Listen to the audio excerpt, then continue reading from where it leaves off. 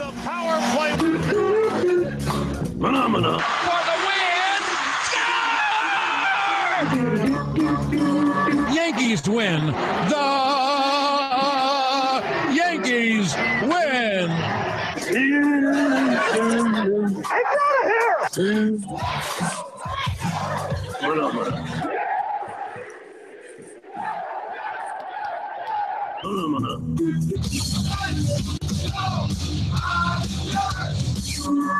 Good for Cruz, and he spins up and into the end zone for a touchdown.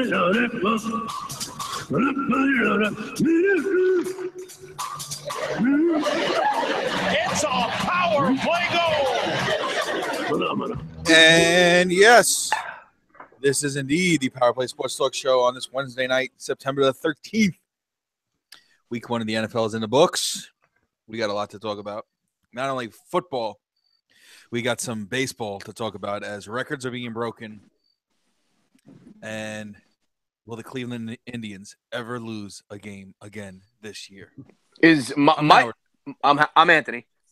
Jared. And Oakland just took a 1-0 lead in Boston, so that's good.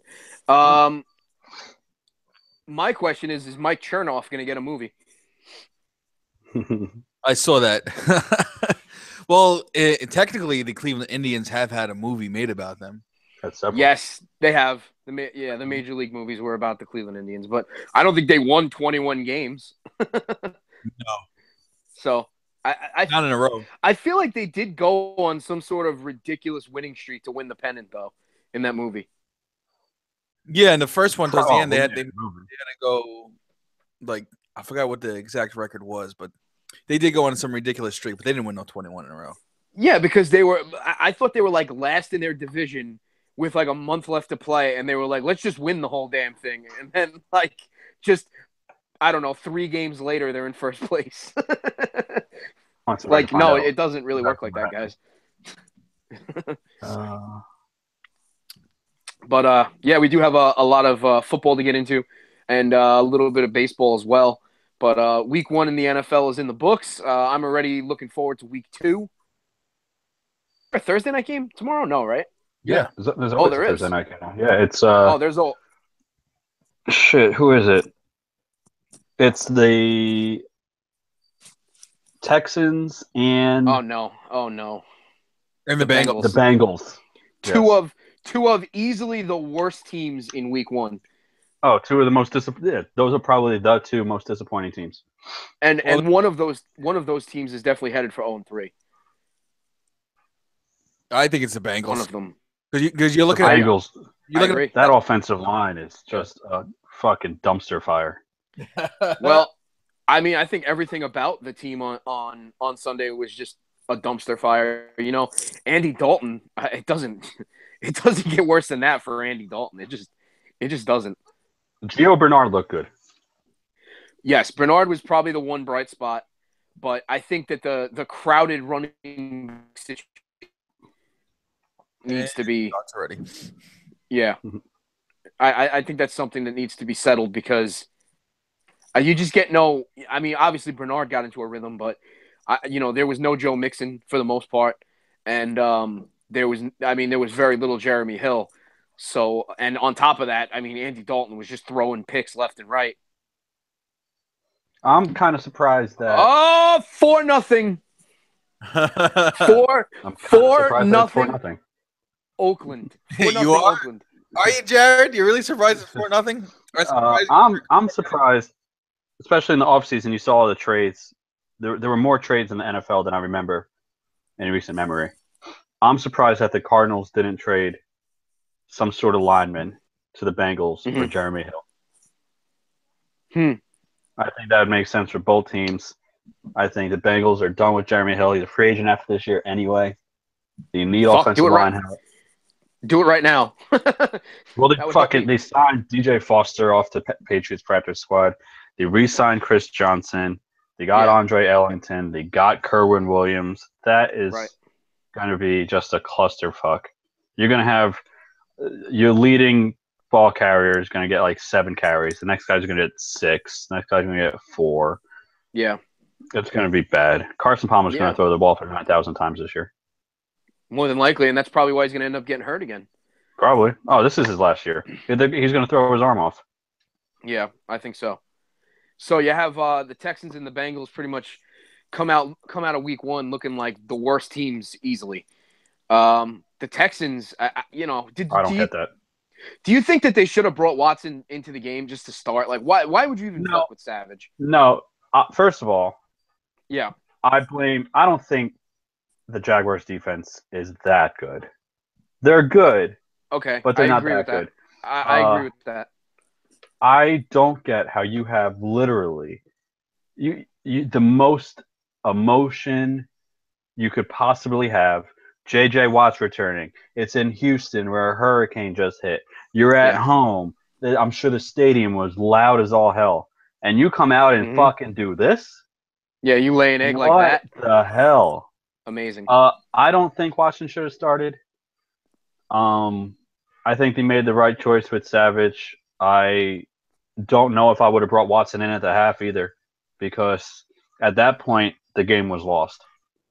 And I think you're just throwing him into the fire. It was, but he definitely came in and gave them a little bit of a spark. He looked good. Don't get me wrong. He looked good. Except I think he had one pick.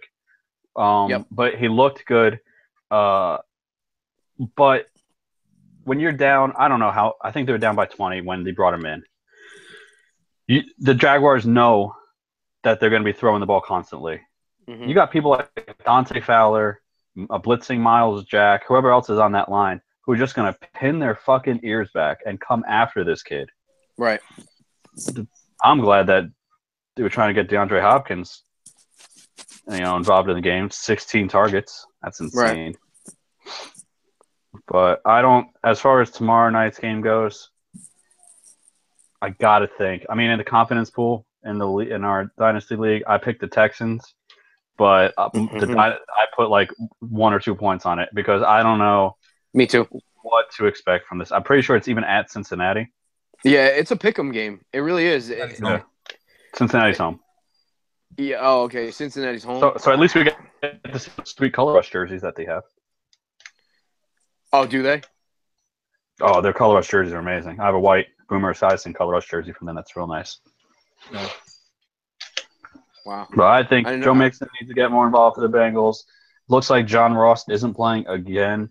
Mm-hmm. Excuse me. So once he comes back, that'll be nice. Tyler Eifert needs to get involved. He didn't do fucking thing. Anything. No. As far as the Texans goes, it'll be nice to see Watson get a full game. Yep. I want to see DeAndre Hopkins keep being targeted. I want to see that the running game needs to be picked up. Lamar Miller needs to do something. Yeah, for sure. He didn't do a fucking thing. Leonard Fournette looked good. He did. Oh, well, I mean, if we're going to transition into what the Texans suck at, the linebacking core, Brian Cushing, just got suspended. 10 games. I don't know if any of us have. I mean, just look at him. You know he juices. I almost picked him up today because when I was looking for linebackers, when I put what's his name, Jarrell Freeman on the free agent market on IR. Yeah, when I was looking for a linebacker, Brian Cushing was there, and I was like, whatever. And then I went with Whitehead, but I almost picked him up today. It was close. Thought about it. I have his backup, Jack Cunningham, the rookie. Yeah. I hope that he just comes in and tries to light a fire under this team. I don't know if J.J. Watt's playing. I know his finger came out of its. Oh yeah, that's right. Skin. This guy, for as great as he is, he really can't stay healthy. It's crazy. I mean, that's just a freak injury. No, it is, and he has a lot of freak injuries, but he also has a lot of herniated discs and stuff like that. Yeah, but it's crazy. It's like he's one of those guys that an injury just always finds a way to happen. Mm-hmm. It's crazy. He's like I don't know, the Wilmer Flores of the Texans or some shit. I don't know. If I had to pick a team, I don't even know. I'll pick the Texans to win tomorrow, and I'll say 24-17, maybe. I don't know. That might be too high scoring. I don't know if these offenses can score that much. That's way too high. Yeah. Maybe I'll go I'll go 20-13 Texans. That sounds a little bit better. Yeah, I agree on the Texans. I think that coming into the year, they had the higher ceiling as a team. They still have that. They still have the core of a really good defense. They still have good weapons at receiving. The Bengals, I mean, we kind of said all along coming into the season, like this might be a really, really bad season for the Bengals, and we kind of saw all the reasons why. Their offensive line is a shell of what it was, and I mean, Andy Dalton. I can't stress how horrible of a game that was for Andy Dalton. What was it, 4 picks? He looked terrible. He looked terrible. But I can't put all the blame on it. If you get rushed that much, he had no time to breathe. They did. I mean, they let their best left tackle just walk away, Whitworth. Yeah. And he signed with Arizona, something like that. I forgot where he signed, but you need to figure something out to give him some time. If he gets some time, I think he could be decent, especially when John Ross comes back. Because we've seen Andy Dalton be a really good quarterback. So, I don't have any question in that. He's not like a rookie making his first start, but to see him play that badly is very, very alarming for the Bengals. I mean, I'm looking at our predictions, and Anthony, you said the Texans were winning that division. I think they still could. Oh yeah, they still can. I mean, the Raiders beat the Titans. I will admit, the Colts are so bad. Yeah, the Colts are horrible. They're not even a factor. The Colts are terrible. Jacoby you obviously have the Titans who will play better, and then you have. Did that division go 0-4? Titans, Texans, Colts. No, Jaguars. Oh, Jaguars! Right. Yeah. Well, I mean, based on the way the Jaguars played, it could be a real opening for them to win that division if the Texans don't get their shit together quick enough. If the Jaguars defense keeps playing like that, there's no reason why they shouldn't win the division. There's no reason why they shouldn't win 10 or 11 games. Because if their defense plays like that, that means that Blake Bortles doesn't have to throw the ball. In that division, yeah. I mean, you're looking at two really – well, the Titans are going to be good. So you're looking at one team that's basically a walkover, which is the Indianapolis Colts. As long as Luck is, out and hurt. Even when Luck comes back, all I think they won't be world beaters. They won't be world beaters, but I think they'll be better. I think that they'll still lose. They'll just lose by less points. Right, I think they'll be able to. Their defense is shit. Yeah, their defense is horrible. Yeah, it's really, really bad. I'll tell you, looking at my predictions, I mean, we all took the Patriots. I think they'll come back. We all took the Steelers. I am feeling very confident about our bet with the Browns. Really? They surprised me. I was watching the Red Zone on Sunday, and they were constantly showing the Browns and the Steelers, and I'm like, can the Browns actually pull this one off? Well, I was definitely worried. It was very surprising. I will admit that. I still don't think they're going to win more than 5 games because I think they're going to lose games like that where they're in it, but then they're going to they don't have the experience of the other teams that they're going to probably play. They're going to win 4 games. They probably might win 5. They're not going to win 6. They're not. I think they got 2 easy wins against the Bengals. Bengals are, I think, and then once this is all without Myles Garrett. This is DeShone Kizer's first start, David Njoku's first start, Pepper's first start. I mean, this team is gonna be good. I'm telling you, and they showed it. But still looking at our predictions, me and Howard picked the Titans, so the 3 of us are 0-3 in that division. Yep. The West, we can talk about. So Anthony probably has the most confidence with our AFC West predictions. He picked the Chiefs, and they looked unfucking real. Wow, dude! Can I tell you? Unreal. Can I tell you how bad? First of all, I thought they were in Kansas City. That's the first thing. And if they were in Kansas City, I was absolutely picking Kansas City to beat New England.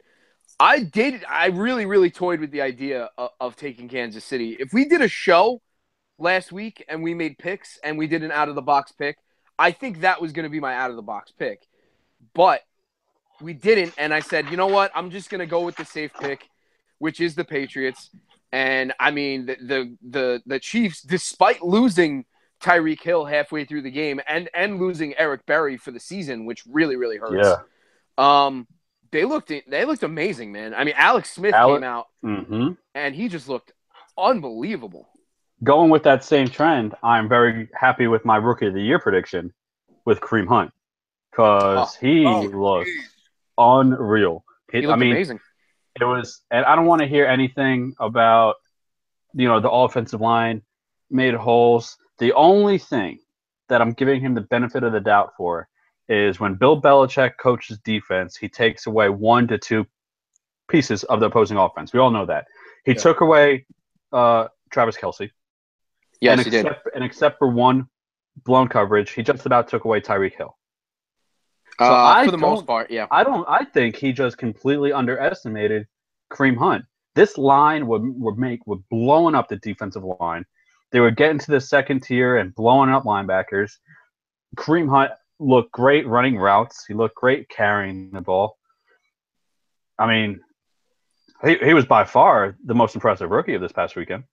Definitely. Yeah. And it goes to show you, in his first play, he fumbles, and then we're all ranking on Tommy and all this stuff. But, he came back from that fumble, and he said, you know what, give me the ball. And he ran with it, and he did everything he could. He looked really impressive. And like you said, it's the first game. You don't really got a great scouting report, but you do have a Hall of Fame coach that does do a great game plan, and it makes you wonder if, like you said, Jared, if he just forgot about him. I don't think he forgot about him. I just don't think Belichick. Yeah, I think he underestimated him, and he probably didn't think Andy Reid would use him like that. But if Kareem Hunt is going to half of what he did in that game the rest of the season, easily hands down Rookie of the Year, easily could be an MVP type candidate. Yeah, I mean, let's MVP maybe. I mean, I think this might have been. I think this was an anomaly. This was by far. I mean, I don't think we'll see a game by Kareem Hunt like this again. But Alex Smith looked great. That defense looked great. Justin Houston looked healthy. So that defensive line is going to cause a lot of havoc throughout the season. On our predictions, let's see. The AFC. Okay, so yeah, Anthony picked the Chiefs to the West. Howard picked the Raiders. They had a nice win against the Titans. Derek Carr looked good. Amari Cooper looked ruthless on that touchdown catch. I picked the Chargers. I'm not too happy about that. And the Raiders are definitely getting another win this week, so don't even worry about that. Oh my, that was my most confident pick. I put 16 points on that game easy. Is that your suicide? That's my suicide. Yeah, that's my survival. That's my suicide pick also. I thought about it. It was Arizona. It was Arizona until David Johnson was ruled out. Yeah. But I just, you know what it is too? Because I figure I'm not going to be confident picking the Raiders against teams like the Chargers or the Chiefs. Oh yeah, so this is a total cupcake game for them. I want to get them out of the way. I agree. I agree. That's perfectly sound logic. They'll start the season 2-0. We all look like shit with our NFC East picks. I picked the Giants, who look terrible and desperately need a healthy Odell Beckham. Who did I pick again? We picked the Redskins. But I feel like number one, not knowing Zeke was going to play plays a big factor into whether or not the Cowboys are relevant. Okay. If Zeke is healthy, they're more than likely winning that division, I think. If Zeke, for some reason, it looks now that this is going to become like a Deflategate situation where they're going to tie this up in court so Zeke can play the year. And then they're going to worry about it next year or down the line or whatever. Yeah, next year. So it looks like Zeke is going to play all year. And for that reason, I think that the Cowboys are, they're legit. They are. Their defense looks really good. Even though the Giants' offensive line is shit. Yeah. The defense still looked good. Like, that's the thing I hate about Giant fans is it's always what we didn't do and not what the other team did. You know what I mean? That you mentioned the line, and I think we'll get a better look this week. They play the Broncos, who have anybody in the NFL has a better line than the Giants at this point, but except for maybe the Bengals. I think we'll see a better idea. Plus, it's going to be at Denver. So we'll get a good idea. I'm excited to see Zeke run against that defense too. That's going to be a nice matchup to watch. Definitely. Definitely. Let's see. We all picked the Packers. Yeah. Had a second half that was good, so that we could go over that division. That was a really good game, though. That was a good game. The first half was fucking brutal to watch. It was. It was tough. There was brutal to watch. Straight stops, defense, and then the Jeremy Lane situation, which was kind of ridiculous. That was ridiculous. It was ridiculous. It was. Mm-hmm. It definitely was. The NFC South, me and Howard both picked the Falcons. Yep. Okay. They look fine. Panthers, they looked fine. And then Anthony you picked the Panthers. Cam, I'm worried about, because I was watching that game close because I had Cam Newton starting on my team. His arm strength is there from this past surgery. The accuracy. But good Lord, his accuracy is all over the fucking place. Was I the only one that wasn't horribly impressed with Christian McCaffrey either? He looked a bit overmatched, to be honest. He's small, man. He is small. He definitely is. You got to scheme him the right way. He's not a 3-down back. I don't care what the fuck you say. He's not a 3-down back. However, on the Jonathan Stewart touchdown catch, that was all McCaffrey. Because he set it up so that they were both in the backfield, and McCaffrey went out to the right and then cut out towards the sideline. And he took 2 linebackers with him. And then Stewart was trailing, and that's why he was able to catch it in the slot. So teams, he's a great decoy. He might be a better NFL player than a fantasy player. That's understandable. It's understandable. He is an interesting player to watch. He's definitely a great decoy. That's for sure, because he can catch the ball. So that's the thing that's going to draw a lot of people in his direction, because he's gonna be that big yards after catch guy. Oh, he's going to be great in the PPR league. I think. Yeah. Like we saw, Danny Woodhead 2 or 3 years ago, put up insane numbers as a PPR back. Yep. We've seen Gio Bernard do it. We've seen Theo Riddick do it. So I think he can, especially with Jonathan Stewart only on a 1-year deal. Maybe not this year. I could definitely see McCaffrey finishing as a running back 1. But again, it was his first game.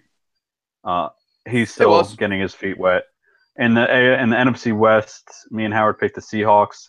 I thought they played fine. They're another team with fucking no offensive line. No, their offensive line is non-existent right now. It's crazy. Ever since they traded Max Unger for Jimmy Graham. That was it. Their offensive line has really, really just been awful. Which is amazing, because the Saints' offensive line is still shit too. No, you're right. It is. It totally is. And then Anthony, you picked the Cardinals, so you can't feel confident about that at all. No, not right. Not right now. No, I don't. Not with David Johnson hurt. Not with, like you said, Carson Palmer having to throw the ball a million times. Not with even the way the defense looked. To get just sliced and diced by the Detroit Lions like that. It's rough. It really is. It's rough. Me and Howard picked David Johnson as our offensive player of the year, so I can put a big red pen through that one already. That's not going to happen now. Yeah. But also, how come we didn't make picks last week? The undefeated Patriots season is over as well. Yeah, that's also over. So, a lot of theories busted in week 1. Just in week 1 alone, yeah. Yeah. We got to make sure we make picks this week. I don't know why. I guess because we were just doing the whole prediction show. We just slipped our mind. Well, we weren't here last week. We were on the week before. We weren't here last week? Oh. No, we weren't. We didn't get to do the show last week. No, I had some stuff I had to take care of. All right. Well, yeah, definitely want to make some picks. I'm looking at the spread right now. For sure. Oh, I like the Browns getting 7.5. Of course. Against who? At the Ravens. I might put some money on that straight up. Oh, Jesus. Take the Browns straight up. Let's see what other lines. I think the spread is good, but oh my God, the Jets are getting 14. Oof. Oh, might not be enough. It might not be enough. I don't know how much you actually watched of the Jet game, because I tried. I really don't know how much of a fan I can be this year. I can tell you I was definitely watching Red Zone more than the Jets game. Mm-hmm. Right, because we have the 2 TVs set up, and we had the Jets on the living room, Red Zone in the kitchen, and I was in the kitchen constantly. I would watch a little bit here and there, but it was just agonizing to watch. No, I get what you're saying, Jared. I did have the Jets on the big screen because I was doing laundry at the same time, so I was going back and forth into the laundry room. So I had Red Zone on my iPad, but I was paying more attention to the iPad and my computer, looking at my six fantasy teams and going 5-1 this week, by the way. And just every time I looked up and I'm looking at it, I'm like, why is McCown in the game? Why are they not giving the ball to Bilal Powell? Why is Matt Forte still a big part of this offense? See, I just can't understand it. I just can't understand how Matt Forte is still on this team. I don't have that. You know what the thing is, man? I don't have the energy to second guess Todd Bowles this year. I just don't. Because if they lose, great. It's a good thing if they lose. It really is. Yeah. It's a good thing. That's why, guess them. Monday, when everybody was bitching that Todd Bowles went for 2, I was listening on the radio at the time, and I'm going, yeah, fuck it. Go for 2. Who cares? Why not? If the defense makes a stop, you're still only a field goal away from winning the game. So, fuck it. Take the risk. Who cares? And looking at their schedule, I think this might have been the game that we had the best chance of winning. Yeah, absolutely. And we got – the score does not dictate how badly we were mismatched. Shady was running all over this team. Mike Tolbert was running all over this team. Yeah. So, I mean, I don't know how they're going to pull out a win against anybody. Much less the Raiders. Unless if Bryce Petty gets to start and he injects some sort of, throwing the ball down the field. Something. I don't.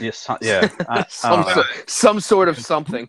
Who do you think gets to start first, Hackenberg or Petty? Because Petty is kind of hurt still, isn't he? No, he's apparently good. what happened? Yeah, apparently what happened is Petty's good. They just made Hackenberg the second string. I think that someone is telling Bowles that he can't start Petty. I think it's either McCagnon is saying you got to start Hackenberg because I drafted him in the second round, or it's the new owner saying, hey, listen, is a local kid, sort of. Drafted him in the second round. You got to start him for Petty. But I think that we'll see a different quarterback by week 4. I don't think McCown's going to be starting this when we go 0-3. I mean, McCown didn't look that bad. No, he looked like he always does, which is a career backup, 36-year-old who can't throw the ball more than 25 yards in the air. And that's been our quarterback situation since I think the last quarterback that could really throw the ball far was Vinny Testaverde. Ray Lucas. Ray Lucas, that's right. Oh. Ray Lucas could fucking chuck the ball. How they didn't go to him first after Testaverde. That's whatever. It's just you know what it is, man? I just think they have too much pride that they drafted Hackenberg in the second round, and they don't want to be wrong about it. And they're already wrong about it. We can tell. Oh, he's terrible. The kid can't play. Awful. He can't. No, he's not good. Why are the Steelers getting 7 points against the Vikings? The Vikings look great. He did. Yeah, they really did. And then Stephon Diggs, guys. Yeah. You know what's funny? It's funny because I watched that game and I wasn't all that impressed with Dalvin Cook, but I mean he had a really, really, really good game. He pounded. He fucking pounded the ball, and he had like 2 or 3, big runs, and his finishing stat line was pretty incredible. I know, that's what I mean. When I looked at it on paper, I was like, holy shit, he actually played really well. But, like, I don't know. For some reason, he didn't really pass, like, the eye test somewhat. Yeah, that's fair. Like, I don't know. There was something about his runs. They were just weak. Well, you look at Dalvin Cook in college, and he had, he's very explosive in college because, that's a lot of college running backs do that. They're explosive, and they get through. And also you're looking at a team like Florida State who had a, not saying that the Vikings don't have a great offensive line because they really do have a really good offensive line. They give Bradford enough time to throw the ball. They open up the holes, but the step for a running back, not every running back can make it look easy, but Dalvin Cook, just watching that game, like Jared said, he just pounded it out, and he got his yards. He got his 4 or 5 yards of carry and busted out a couple of big runs. But that's what Dalvin Cook is. I mean, everybody knows I really like Florida State, and I watched Dalvin Cook, and I was hoping to try to trade up to get him, but that never happened. But that's a guy who he as he goes and as he gets more accustomed to the pro game, he's just gonna get better and better as long as he holds on to the ball. Yeah, no, he's definitely going to be an RB1. You're looking at a top 10 running back just because he's going to be a 3-down running back, and you don't have that enough. He led the charge for Joe on that big comeback that he had against Gerstein. That's true.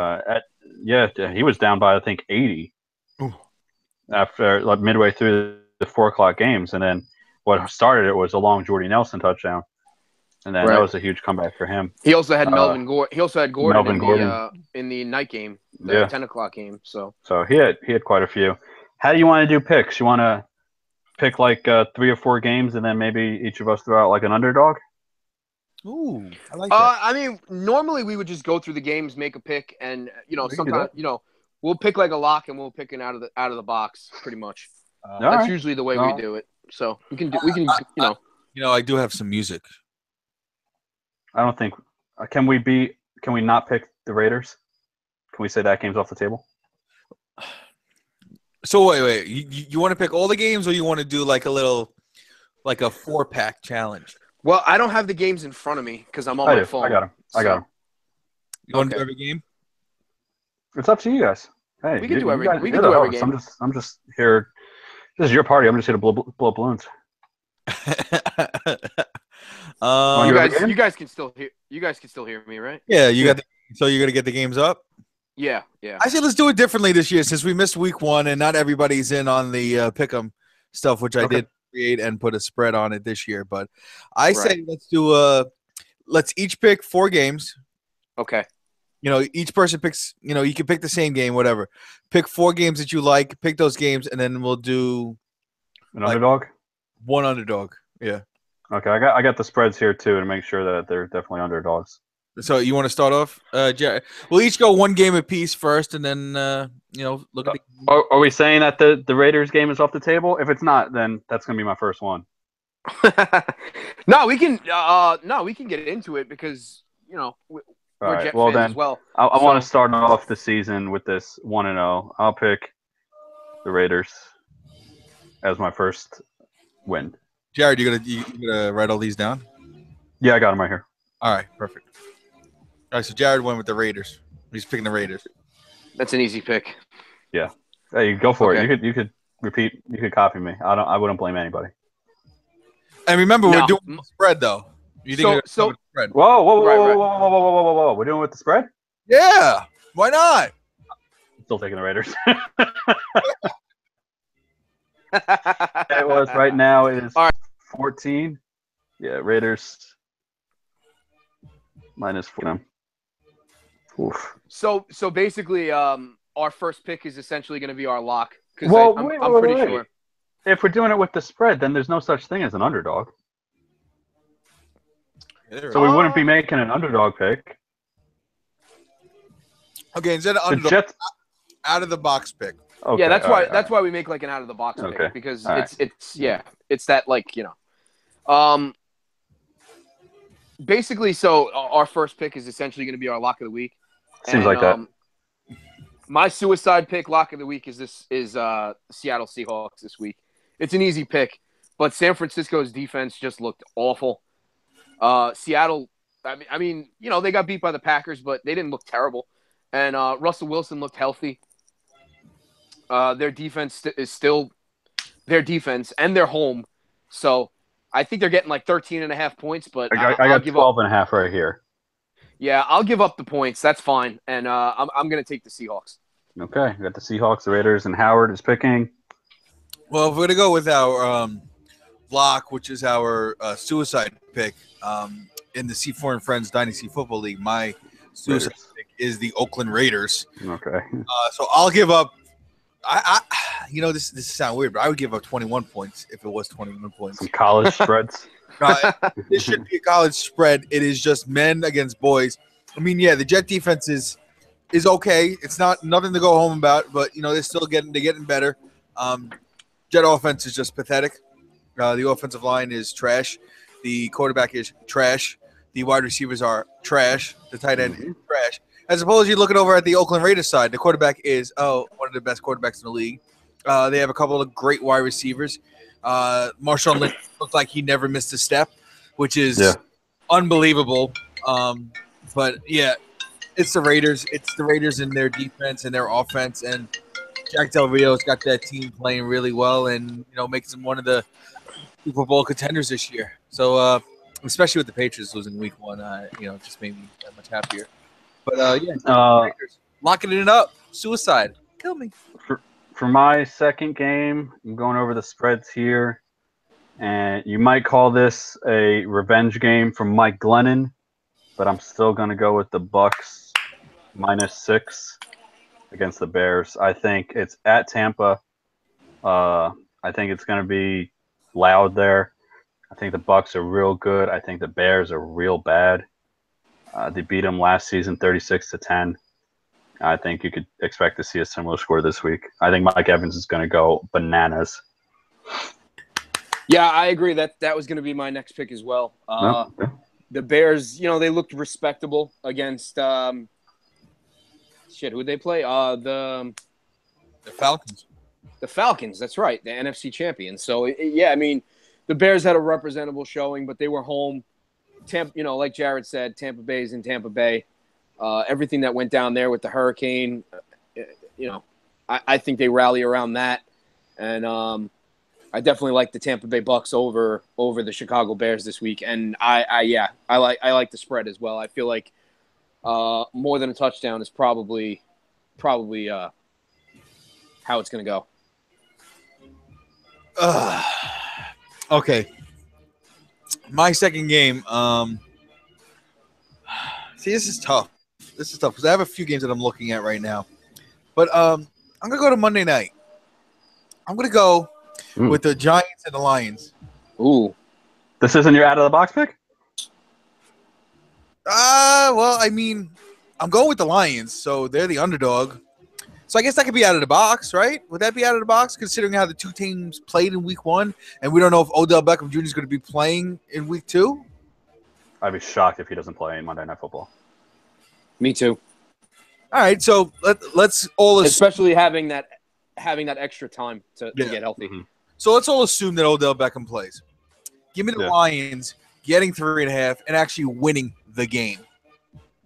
That's my out of the box, because I just feel Matthew Stafford is, after completing his first pass of the year for a pick 6, and then just rallying the troops and that team overall. They don't have the flashiest players, they don't have the biggest stars, but they get shit done. And their defense really impressed me. I think their defense is going to get to Eli Manning. It's going to cause the Giants a lot of issues. And I wasn't that impressed with the Giant defense. I was not. I really wasn't. I think there's a lot of holes in there when you have a good quarterback going against that defense. I really think that, and it's not just me hating on the Giants, because even though we're Jet fans, we do hate on them. Fuck them. But I think they start the year 0-2. I think the Lions beat them outright. But give me the points anyway. All right, that's fair. What do you got to spread? I got 3.5 over here. I just took your word for it. Let me look real quick. I saw 4. I saw 4 points on MFL. I got 5. The Giants -5. Oh, wow. I'll take 5. Jesus. Basically a touchdown. Oh, I'll take 5. All right, I'm following the trend here. For my third pick, I'm also taking a road team. However, my road team is a favorite, and I'm taking the Patriots -4.5 at New Orleans. You got 4.5. I don't think 7. You have 7 on Yahoo. It's 7. Jesus. I don't know what. Hold on, let me see when this article was updated. This was put out 2 days ago, so the line definitely moved. Yeah. All right, we'll go by your spread then. Yeah. What are the Raiders? Let's start over. What are the Raiders spread? 14. All right, Seahawks still 12.5. I got the Raiders 15 though. 15. 15. 15. Okay, Raiders. Okay. They're still going to cover. Raiders -15. What's Seattle at? Seattle is a 14-point favorite over San Francisco. Oh my God. -14. Oh, Anthony. 2 touchdowns. I took Seattle. What are the Bucks? The Bucks are giving up 7.5. 7.5. These are Wednesday spreads. They have each day, and I'm looking at how the spreads have gone. God, they have moved so much. So what are the Patriots getting? The Patriots are giving 7? I got to rethink this. I don't know, man. I don't know about that. 'Cause I think the Saints defense looked horrendous. I'm still taking them. The Patriots are coming off a 10 days rest. The Saints are coming off of a short week because they played a night game. Tom Brady is mad. I think the only, unlike the Chiefs, where we had to assume that, or Belichick had to account for Hunt and he didn't, I don't think you need to do that for the Saints. I think if you shut down Michael Thomas, and I think the Patriots do it handily in New Orleans. Definitely. My next game is going to be a team that I'm going to be picking a lot this year. The Philadelphia Eagles looked very good in Week 1, but I think that the Chiefs are a lot better, and I think they're in Kansas City as well. It is at home. Yeah, it's really, really, really difficult to beat the Kansas City Chiefs in Kansas City, and I think that they're only like a 4.5 point favorite, Howard? something like that. What's I think the they're spread? only giving up like 4 points, something like that. Kansas City 4.5 point favorite over Philly. 4.5. Yeah, I'll take that. So give me the Chiefs. Where to go for my third game? This is a tough one, but I'm going to go Pittsburgh and Minnesota here for my third game. Pittsburgh at home looked okay against a game Cleveland Browns team. Meanwhile, Minnesota just looked flat out ridiculous. They had everything clicking. Their defense was really good. Their offense was able to move the ball. Sam Bradford had the game of his life.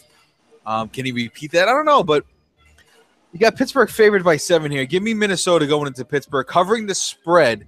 I don't know if they're going to win, but I'd say they keep it close. I think it's like probably a 3 to 4 point game, probably a field goal or a late touchdown by Pittsburgh to win the game, probably by like 4 or 3.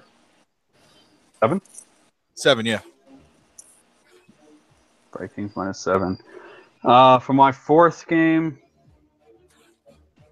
I'm going to pick another road team, depending on the spread here. I'm going to pick Tennessee at Jacksonville. I think that both teams come out of this game at 1-1. I think Tennessee's run defense is better than Houston's, and I think they will have to make Blake Bortles beat them. And with no Allen Robinson, that is not going to happen. Big loss. I don't think a huge loss. Yeah. I don't think Leonard Fournette gets to 100 yards this game.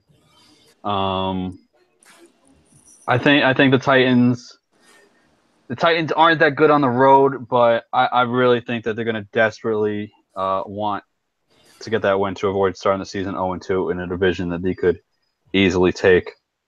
So, what is the spread on that, though, Howard? Tennessee's favored by 2.5.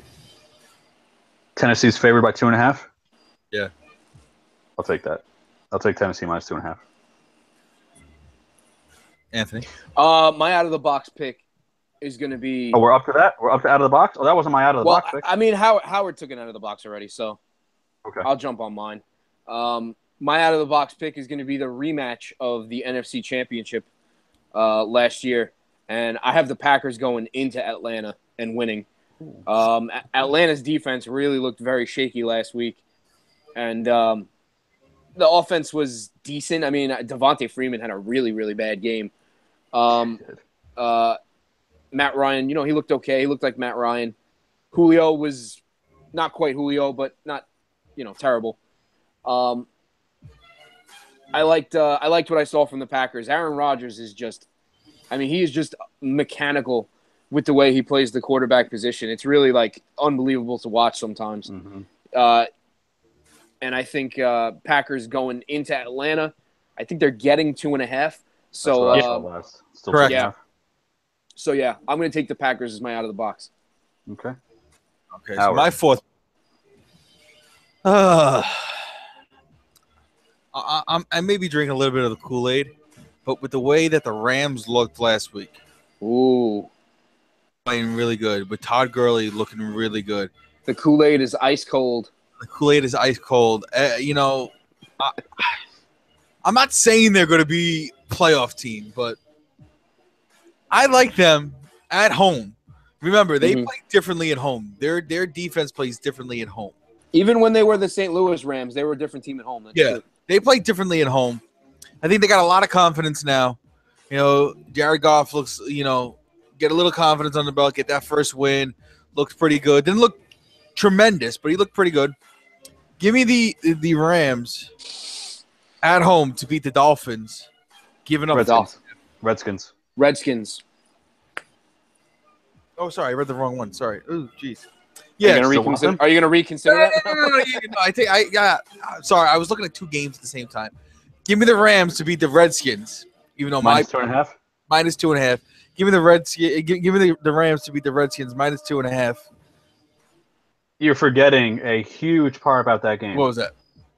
Rams coach Sean McVay spent 3 years as offensive coordinator for Washington.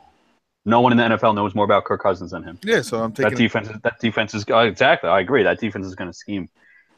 You both know where I'm going with my out of the box pick. Well, the Rams are definitely favored in that game already. So yeah, you both know where I'm going. I'm going back to the dog pound. Oh, I'm going back to the dog pound. Based on the spread? Not even on the spread. I want to pick them straight up, but I'll take the points. To beat Baltimore. Yeah, I hate Baltimore. I think they're poo-poo. I love the Browns. I think they're an upstart. That whole sentence was ridiculous. I'm telling you, I really, really like the Browns. Against this past week, if they were getting they covered against the Steelers. They went into the last week 8.5 point underdogs, and they covered against the Steelers. I don't see why they can't an extra point. I have it at 7.5 against the Ravens. Mm-hmm. Absolutely, that's my out of the box. I don't even think it's. I'm so confident with this. What Howard? Do you still have it at 7.5? I got Give me 8. Give me 8. Come on. I want to say it's more than 8. Ooh, I'll take it. Keep it coming. 9. Oh wow. Wow, easy money. Yeah. Easy money. That is kind of an easy spread to bet in that game. Easy money. I think. I don't know. They could come out and be the Browns and get blown out by. No, they're gonna win. Points. They're gonna win this game, and you're gonna hear me a week from tonight. Wait. So you're saying they're gonna win the game outright? I think they're gonna win the game outright. My last pick is gonna be the Thursday night game. I like Houston to bounce back. Cincinnati, we kind of spoke a lot about and how much they just looked awful. So I'm going to take the Houston Texans in the Thursday night game. And what are they giving up? I think like 4. I think like 4.5. 6.5. Jesus. Wait, Cincinnati's favored? Yeah. What? Like 6.5. I'm looking at it right now. Cincinnati's favored 6.5 over Houston. I'm not making this shit up. I don't know about that, Howard. I got here the Bengals -3. So that makes this bet even easier if the Texans are getting points. You know what? I do have the Bengals -4.5. You're right. So now they're getting – what's the line at now? 6? 6.5. All right. That's an easy bet. Jesus. The Texans getting 6.5. Yeah, give me the Texans all day on that one. And then, Howard, your fourth pick. You already have the Lions as your out of the box. So my last game I think you almost have to repeat something. We have a lot of variance here. I'm looking. I'm thinking. There's one more really easy game to pick. I don't want an easy game. I don't want no easy game. Okay. Well, it was Carolina and Buffalo. I was looking at that. I was like, nah, not really. No, I'm going to be a little repeater here. I'm going to take the Packers going into Atlanta.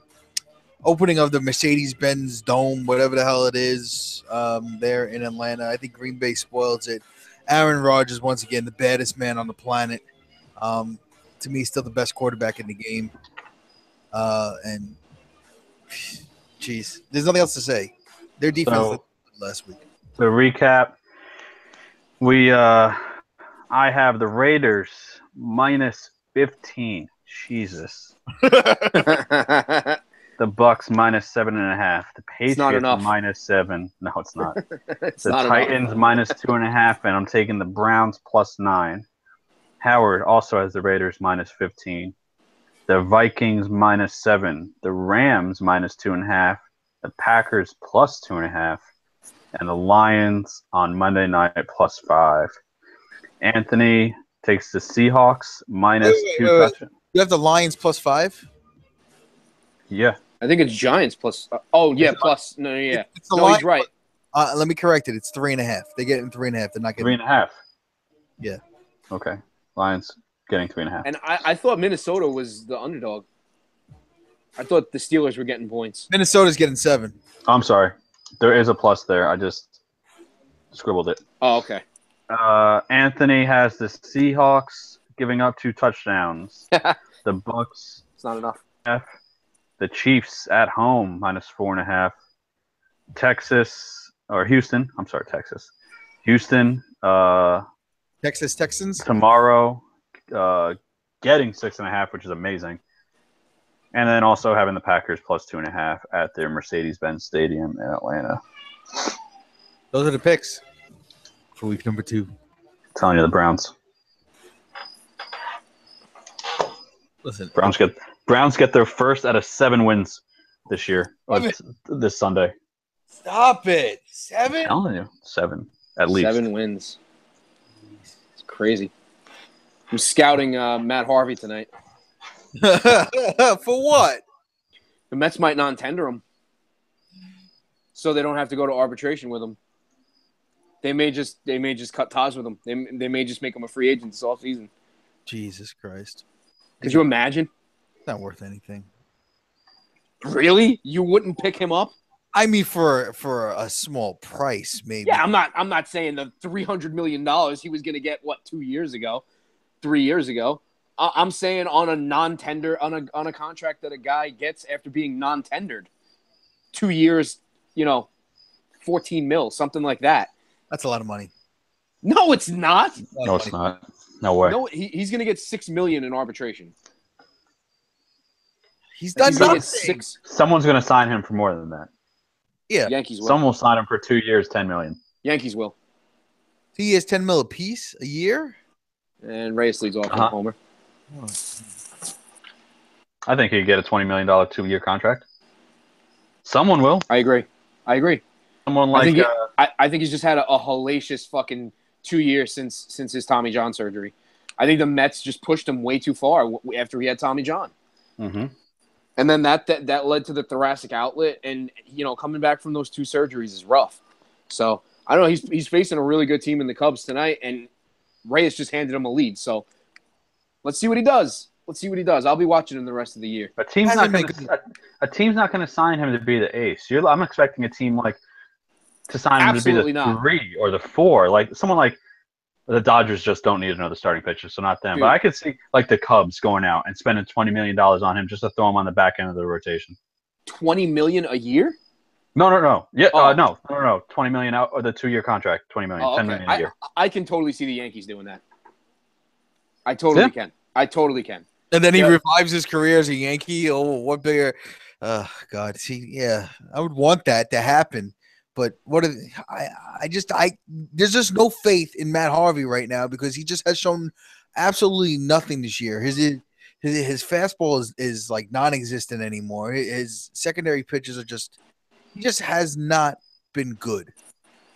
No, I don't think he has. But I think if you get him in an off-season program and actually, let him train and let him train like a pitcher and not train like a guy who's coming back from an injury, there might be something left. I mean, you're not asking Matt Harvey to be an ace. That's the whole key. If Matt Harvey, if he makes 25 starts next year and pitches to a +3 3+ ERA, I think you take that as a 4th or 5th starter. Absolutely. Especially with the looming possibility that Tanaka walks away. Pineda's gone. CeCe's more than likely. They could bring him back, but it's something that they would really have to consider. If Harvey's out there, I think that's a guy that the Yankees absolutely have to jump on. Have to. You give me a rotation of Severino, Gray, Montgomery, Harvey, and a fifth starter, whether that be CC on a 1-year deal or Chance Adams, or maybe even they convert Chad Green back to a starter. I'm good with that. I think that's a very good rotation. It is. And there's always the possibility that Tanaka says, I'm not opting out. I'm gonna take my $25 million or whatever it is. You can do a lot worse than Matt Harvey as your fifth starter. Yeah, no, I agree, but at the same time, it's a lot of suspect there. I mean, we don't know what we would be getting with Harvey. I honestly, CC looks wonderful this year, but you can't expect him to repeat that next year if he were to come in, bring him in on some sort of stopgap deal. True. If we bring in Chance Adams, we don't know what we'd be getting from him his first year up. Jordan Montgomery, you can kind of see what we're going to be getting out of him. Severino, I mean, you expect you know what you're getting out of him each game. Yeah, he's become the ace. It's not even close. But by the way, I'm reading a report here that Beckham is expected to play week 2. Just throwing that out there. Okay. So, no, I think the rotation has a lot of questions. I think Harvey could be something to, if he's our 4th, 5th starter, if he's going to come on, I would pay $10 million a year. I mean, I'm not paying. I don't give a shit what they do. I'm not paying. That's the thing, because I brought up another guy in free agency for the Yankees, Eric Hosmer. Now, he's going to cost a lot of fucking money. He's hitting .328 this year. He's on pace for 30 home runs, 100 RBIs. But I think with what you've seen from Bird, he can't be relied on. He's not healthy, and when he is in the lineup, he just hasn't looked that good. So I brought up. I think. Go ahead. No, I was going to say, having Hosmer over there at first, he's 27 years old. His numbers are his numbers, and on top of that, he's going to be in the lineup every day. If you make Bird a left-handed DH, Hosmer is also a Gold Glove first baseman. So. Bird is definitely not that. So, I think also by cutting Bird's appearances in half, that might be able to keep him healthy, and he can stay in that DH spot where he can just swing for the fences and hit 14, 15 home runs a year.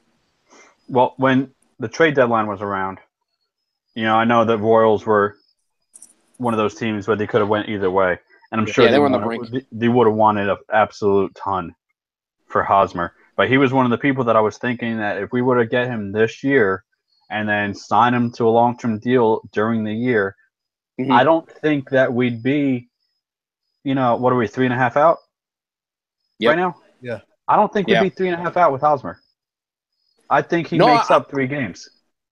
You're probably right, but you also have to take into account the bullpen and how many just disgusting losses they've had this year. I'm not discrediting that. What I'm saying is that I think there have been a lot of 1 to 2 run games, and with the lack of production that we've gotten out of the corners of the infield this year, it's been absolutely unreal. And Hosmer would have, assuming he continues to put up those same numbers, in New York, which you don't know that. But if he does, I think we're neck and neck with Boston at this point. But that's neither here nor there. That's hindsight. So he'd be someone that I would like to look at in the offseason, though, for sure. I don't believe in the Greg Bird experiment anymore. So do you think Hosmer could be like when the Yankees went out and signed Mark Teixeira? Yes, I think he could be. I think he could be a higher average hitter than Mark Teixeira. He's hitting .328 this year. He's very much a high contact on base guy, where he doesn't strike out as much, and he tries to make contact as opposed to guys who are up there just swinging for the fences. Look at today's game as an example. They had first and third, nobody out in the 9th inning, and then I think first and second, or first and third, with 1 out in the 8th, and they didn't score any runs. You're not asking. In the 9th inning there, first and third, nobody out. You're not asking Gary Sanchez to go up there and hit a 500-foot bomb. All you're asking him to do is make contact. ground into a double play. You still score a fucking run. Yeah.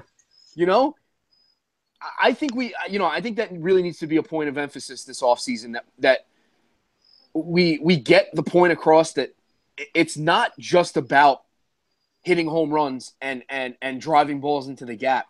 Sometimes it's just about getting that fly ball. Sometimes it's just about hitting the ball to the left side. Sometimes it's just about hitting the ball to the right side. Sometimes it's just like I just said, hit it on the ground, get a double play. Who cares? It scores a run. You know? It's not striking out in that spot because those are the moments that have really, really killed us this year. A lot of times this year where we could have put a game away and we couldn't do it because the offense couldn't come up with just a fly ball to make like a 2-run game, a 3-run game. That's why I think if you were to look at it right now, I mean, if you're not a Yankee fan, you'd look at the team and be like, oh, Aaron Judge is probably the team MVP. As Yankee fans, I think Didi. I personally think Didi. Without a doubt. Easy. No question. Assuming Severino would be your team Cy Young, I think that without a doubt, because Didi does all the things that you say. You know, yeah, he'll have the occasional home run out to right field that sneaks over the wall, but it's the glove, it's the arm, it's the you're so confident watching him at the plate. He's easily the team MVP this year. He's gonna be great to build around. I mean, it'd be nice if Castro, if he would have stayed healthy all year, you don't know where we'd be. The future's bright. We'll win the wild card this year. Then we'll have the 1-game playoff against who knows who. Probably the Twins. And then, That's what it looks like. Even if we go in there and we expect to win because Severino's pitching, fine. But then we don't have Severino, for the first 2-3 games of the next series. So I maybe this is the pessimistic view of things, but I don't see us making it past the first round of the playoffs after the wild card. I just don't think the pitching's there. I think that's best case scenario, to be honest with you. Yeah, that's what I'm saying.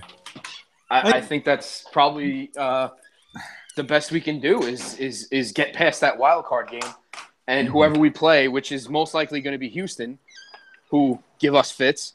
We have to have a representable showing in that playoff series, and if we lose in 5, then I think it changes the way we attack the offseason because it goes to show you that we're right there. We're right there with breaking through and really being a legit contender and going out and adding a guy like Hosmer. That's probably the perfect move for them this offseason. Yeah. I can't really think of a better one. People will say that, we have Bird, we have Headley who can play first now. Why don't we go get Lucas Duda cheaper? No. But the thing is with the Yankees is when they're the Yankees, they're the evil empire. They're gonna open the purse strings, and they don't care how much money they have to spend to win a championship. Mm-hmm. So, if they get back to that, then I don't see any reason why they shouldn't sign Hosmer this offseason. In terms of the playoffs, yes, okay, the Yankees are going to win one of the wild card spots. I'm not saying they're going to get to the ALCS, but I think the pitching that has been, Sonny Gray has been really, really good since he came to the league. He's gotten no runs scored. And they've said it. They haven't scored runs for him. Tanaka's been up and down, more up than down. And then get CP. I think if you have Severino pitch the wild card game, and you have Tanaka pitch game 1 of ALDS, and then you have Sonny Gray pitching game 2 of an ALDS, and then CC Sabathia, yeah, they're gonna bunt on him, but you know what? He still pitches pretty damn well for a game 3 starter. So you're looking at it where you're gonna have four good, in my opinion, at least 4 good starters where you can be in this series more than just like, oh, okay, we're gonna have a decent show, we're gonna lose in 4 games. No, I think if it folds out the way they end and the pitchers stay pitching the way they are, I think it's at least a 5-game series in the ALDS. Here's the two things. There's 2 things that worry me with the New York Yankees, and one of them is not pitching, believe it or not, as far as starting pitching goes. Yeah, I was about to say, all pitching or just starting? Number one Scoring runs. Scoring runs scares the shit out of me because our offense just gets put to sleep. And, it's amazing how it happens sometimes. For, like, just innings at a time, we can't get anything going whatsoever. And I think it's because somebody gets on base and we just stand there and the guys at the plate are just swinging for the fences. And, that philosophy has to change. You got to score runs in the playoffs. Any way you can do it. The other thing is close games. We are so bad in close games. Yes. Betances and Chapman are the most – I can't tell you how nervous it makes me when those guys get into the game. Like, Chapman today, I was literally screaming at my radio driving home from work because he walks Kurt Casale, a fucking AAA depth catcher, in the 9th inning. And I'm going, they're going to lose this game. They're going to lose this game. It's going to fucking happen. And they ended up winning, which is great because now the Red Sox are losing. So we could potentially be 2 games out. So, yeah, it's crazy. I'm outside. Sorry about that. Who the hell? Oh, you're. That's some guy just walking by. 21 in a row, yeah, man. Yeah. So they gave me an Indians jersey now. And close games. I mean, it's so bad in close games. It really is. Like when they have a 1-2 run lead, just fucking hold on to your assholes because there's no way, there's no confidence that they're going to win the game whatsoever. Like if they're in a wild card game with the Twins and they have, like, let's say a 4-2 lead going into the 8th inning, your asshole's puckering up. Forget it. I don't think they're winning. I really don't. Betances comes in. He can't find the fucking strike zone. He puts every runner on, and then they got to bring in Chapman, who it really isn't much better in that regard. So I don't know, man. Outside of using like Green and Robertson in the 8th and 9th, I don't know. I really don't know what they can do. I agree. You summed it up. I disagree. And for the love of God, can Girardi stop using Green in fucking blowout games when we need him in close games? I can't. Oh my God. One more. Dude, that pissed me off so. What was it? The Friday night game last week in Texas where Tanaka clearly just didn't have it, and he's on the ropes, and he has the tying runs on, and he can't go to Green because he used Green for like 2 innings in a fucking 7-run game against the Orioles the day before. It's hard. I like Chad Green. I think Chad Green's going to be put on a national stage come the wild card of the playoff games. I think so as well. I think that's people are really going to notice him. I think it's a huge weapon to have because you don't need 7-8 innings out of your starter. Yeah. Really, I mean, you only need 5, but you want more. You want more than that. It reminds me of 2009 when they put Phil Hughes in the bullpen, and it just basically, won a World Series. A little bit, yeah, it kind of does. But that length he can give you and the strikeout ability, that's the huge thing as well. He throws strikes, which apparently is something the back end of the bullpen can't do. Oh shit! Which is just horrible to watch. It's just horrible. And the same goes for their offense. When they just not scoring runs, it's hard to watch them. When they're not scoring runs, it's horrible. It's contagious. So there was, we did miss last week in the sad news of Gene Michael, who had his thumbprint all over the Yankee dynasty in the 90s. Him and Buck Showalter just putting their fingerprint all over it, and Gene Michael up until the day he was always involved in helping the Yankees make decisions on players, and he'll be missed. It was very shocking and very sad. To see that he passed away. Yeah, that was sad. And unfortunately, it's not a name that a lot of people outside of New York know. But no, you're right. But it definitely hits home for Yankee fans. There's not really much to say about it. You'd like to see them play some inspired ball, but a lot of these guys may not have even fucking, they're still in diapers by the time Gene Michael was done with the Yankees. Well, not done. I mean, he was never really done per se, but, a lot of these people, a lot of the Yankees probably don't even know who this guy was. You could ask Aroldis Chapman, He doesn't know who the fuck G. Michael is. Chapman, no, but Yeah. I know there. It was like even earlier in the year when like Judge was doing his thing.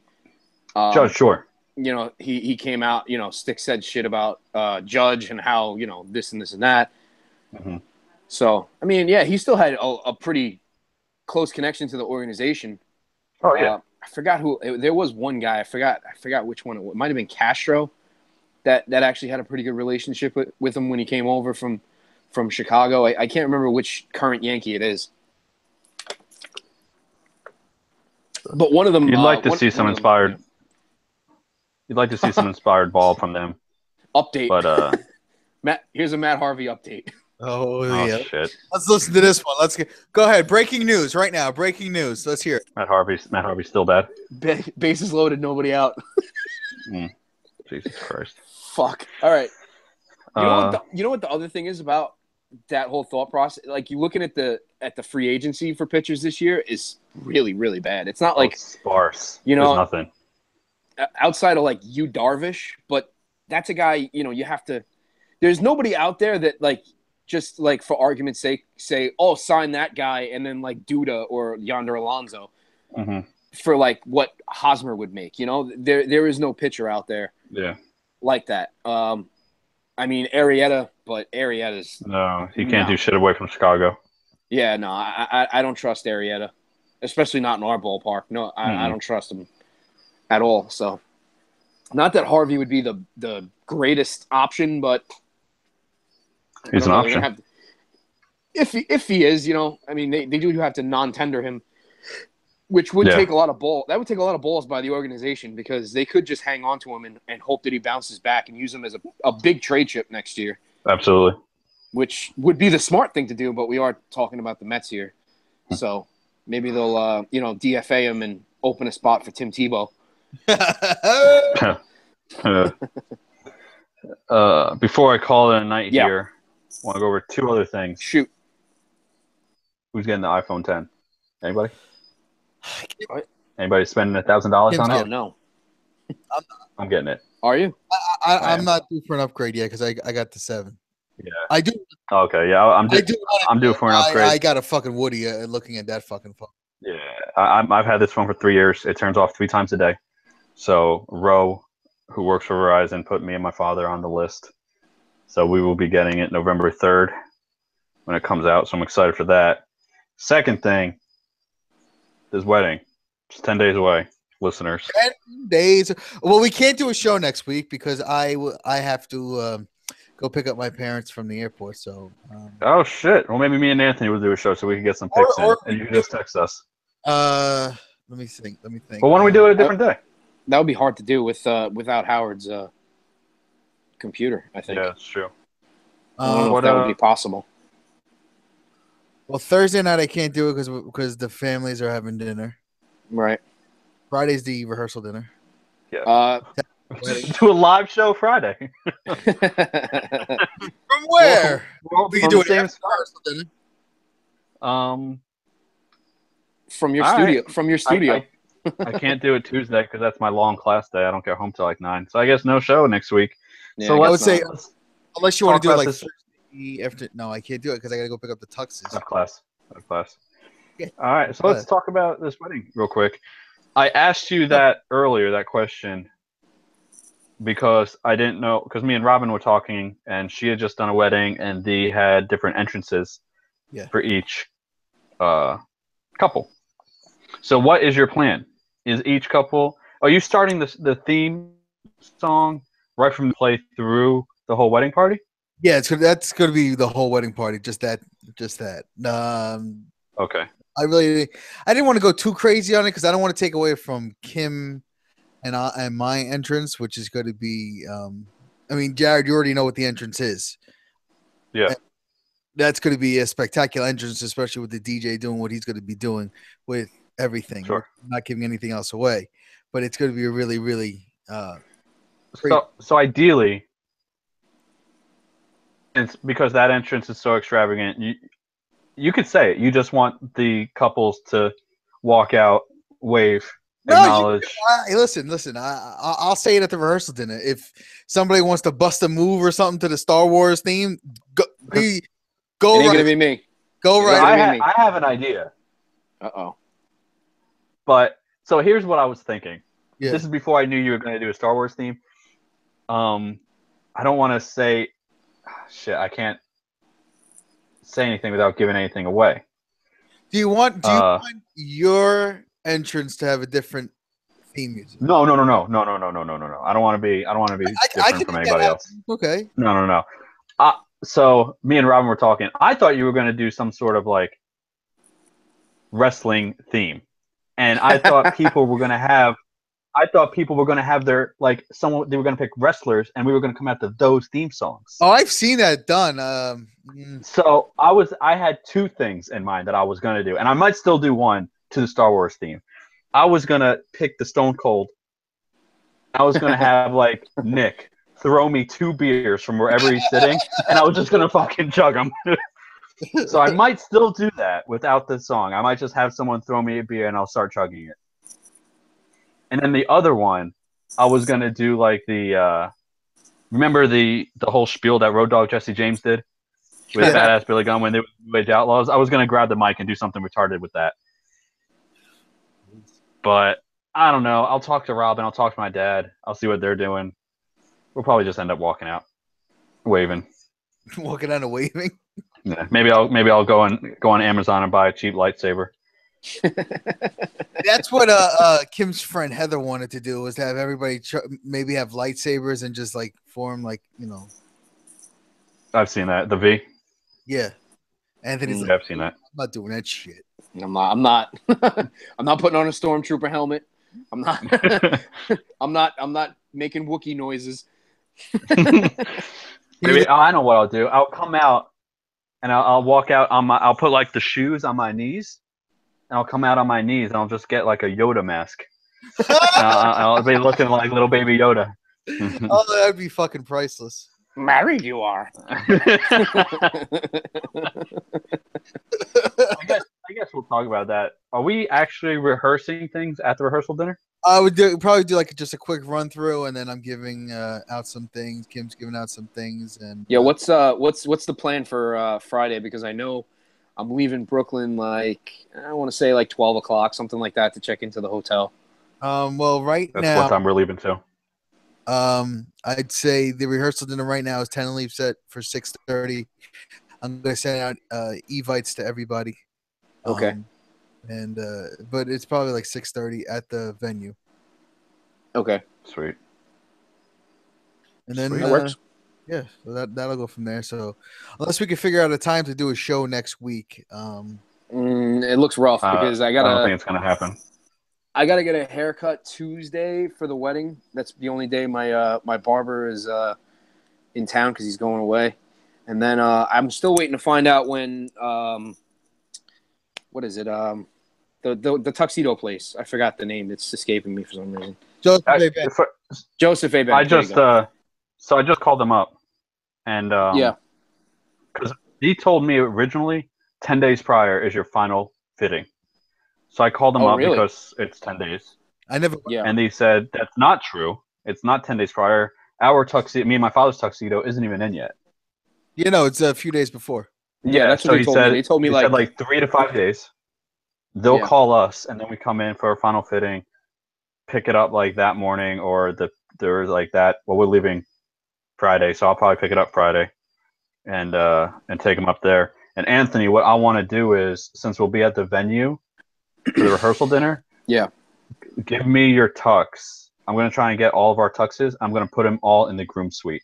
That way, from the hotel to the venue on Saturday, we could go in fucking sweatpants and a t-shirt. We don't have to be in our. We could just change at the groom suite. I'd rather do that. I don't want to be on a shuttle in a tuxedo and sweating and shit. Right. But, no, that makes sense. Yeah. I'm getting my beard and haircut trimmed on Friday. I don't know. I might keep it at this length. I might shorten it up. I got to try to go a little thinner. I'm getting a little curly. A little chunky, as I like to call it. Just take it. It's just like it's spots, you know. But yeah, no, I got a haircut Tuesday, and then I got to find out when they're gonna call me because I actually have to drive out to Long Island to go get it. So I got to go after work, which is not terrible because I'm in Canarsie, so I'm like exit 13 off the Bell Parkway anyway. So I only have to go to like the Southern State from the Bell Parkway. That's not that bad, but depending on what time. Well, it's probably gonna be around 3 o'clock, 3:30, something like that. Yeah. Strong with the force, you will need to be. I'm more worried about the drive home. Because I don't even normally take the belt on like when I get out of work at like 4 o'clock. I take Kings Highway all the way home. I don't fuck with the belt because it's useless. It's a disaster going towards Staten Island. So all right, I guess next time we have a show, Howard's going to be a married man. Yes, that's true. Yeah. Wow. Yeah. I can't wait. Exciting. Jared, are you going to the Jet game? No. No, okay. Yeah, neither am I. No.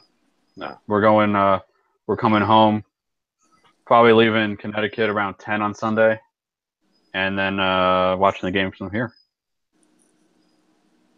So I think checkout from the hotel is probably like 11 or 12 anyway. Yeah, no, I figured that. There's breakfast Sunday morning in the conference room for everybody who is checked into the hotel. Oh, well then maybe we won't be leaving at 10. Maybe we'll leave after breakfast, whenever that is. I think it's from 8 to 10, I think. So maybe we will be leaving around 10. You're a jerk. All right. Yeah, I think I can get Eggo waffles at home. Thanks. Continental breakfast. No, it's not going to be continental breakfast. It's going to be like eggs and bacon and shit like that. It's not going to be continental. That's why it was the cost for the room was so high because they give you Saturday and Sunday, by the way. Oh, okay. We got breakfast Saturday too. I believe so. Well, I don't know if that one's in the conference room, but I know the Sunday one is. Well, then I hope it's before our tea time. Not. Well, then they better make some accommodations. Drive that shit out to us on the second green. That's not going to Oh, whatever. What's your tea time? Probably 8. Don't know yet. Look at time on Saturday. Hoping for 8. It's gonna be a long day. I'm hoping for a shit. I'm trying to get a nap in after our golf before we head over. We'll see. Yeah. You ain't napping. You're gonna be either nervous or excited, one or the other. But you're not getting any sleep. Nah. No. I'll be fine. Yeah. You have a small part to play. That's it. I got a little 7-minute speech that I got to make that I'm not too worried about. Just don't make everybody cry. No one's going to cry. There's some bets that you're going to cry. I'm not going to cry. Fuck no. I've gone over this speech in my head 50 times. There's not one part that I'll tear up at. There'll be tears at the rehearsal dinner with your father making a speech. He'll probably cry. Yeah. He'll probably cry. I wouldn't be surprised about that. Your parents might cry after what I say to them. Stop. No, stop. Really? No, I'm not talking about them. No. I'm not going to waste my time on that. Fuck me. All right. I'm going to go get some sleep because I have class tomorrow. See you guys. I will see you guys in person in 9 days. Yep.